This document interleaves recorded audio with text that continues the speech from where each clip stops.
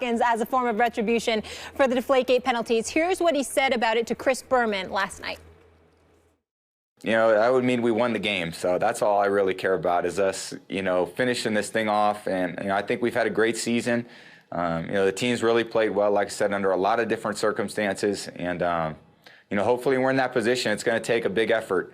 It's going to take, you know, a great football game by our team. So, you know, I'm excited for our opportunity. You know, hopefully we can make the most of it.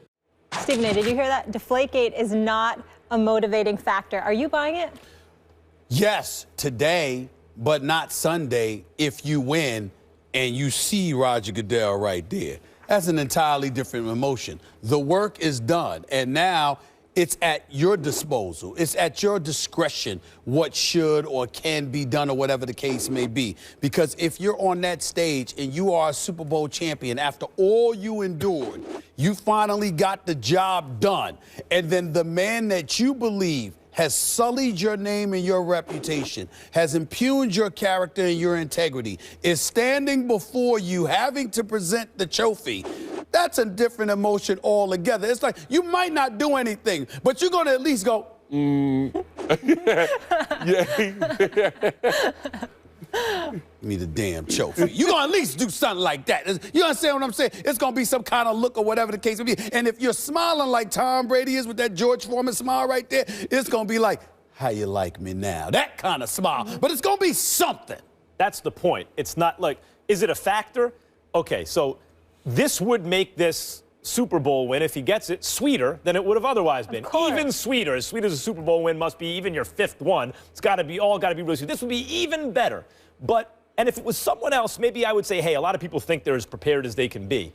But a little extra motivation that can tap adrenaline that you don't always have access to, not even in extreme circumstances, it can tap a little bit more, maybe it makes you a little better. But in Tom Brady's case, I've always had the sense that he is as prepared as is humanly possible for every moment in a game like this. I don't think because we're talking about Tom Brady, this can possibly elevate his play above where it would be because he's always ready to play at the highest possible level. But as Stephen A. said, afterwards, if he wins, then all bets are off. Then that moment becomes extra special to him. I just don't think that carrot is enough to make him even better because I don't think he can be even better. I think he's tapped out his potential. Well, I think in the beginning of this season and now toward the end of the season, it is motivational factors. Motivational factor to get back out on the football field was to prove Roger Goodell wrong. Not only to prove Roger Goodell wrong, but he's seen the way the team played without him. So it was also to go against what Max talked about early on to prove that he can play at 39 years of age and play at that elite level. As the season continued on, I don't think it was a motivating factor because how well they were playing and what they were able to do, minus Gronkowski, minus Edelman, and minus everyone that was banged up and hurt. Now everyone is healthy. But I think leading up into this week, it's a topic of conversation in his house.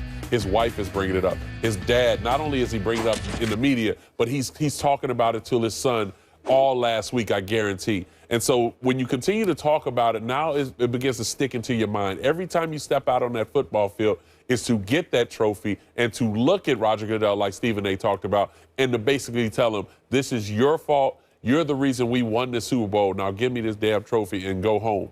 So now going into this game, it's more of a factor than we look at. Because think of it as a player in this game, in the NBA, in baseball. This is a way to prove everybody wrong, including the commissioner, that he was wrong for accusing you of doing something you say that you were not responsible for. And not only that, to win the Super Bowl. And if he wins the Super Bowl, he's going to get MVP. They're going to get MVP so that he can be on stage for this particular reason. The NFL will set it up this way because it's not only good for a guy like Tom Brady, this is great for Roger Goodell. Yeah. Roger Goodell having all the power to make all the decisions and still stand in front of you after I suspend you for a game. You can't script this any better, though, in terms of revenge. That's true, but I will tell you, according to numerous sources that I have, Roger Goodell, no one was more happier than Roger Goodell when the New England Patriots lost in the AFC Championship game last year. He can go hang out in New England again next year. He did not want to be on that stage with the New England Patriots. And to some degree, yes, it's a year later. And the momentum has dissipated to some degree. But remember, this season, Tom Brady was suspended for the first 4 games. So I still think that Roger Goodell has a strong level of discomfort when he's talking about being at that Super Bowl and having to be on stage with the New England Patriots, and in particular Tom Brady. I definitely believe he's uncomfortable with that. Everything we're talking about, what you were talking about, is going by the assumption that he didn't do it. What if he did it? We don't know. And the Wells report said it's more likely than not, and that's been disputed, but whatever. It's unclear if he did it or not. What if he did it? Does that change the motivation for Tom Brady?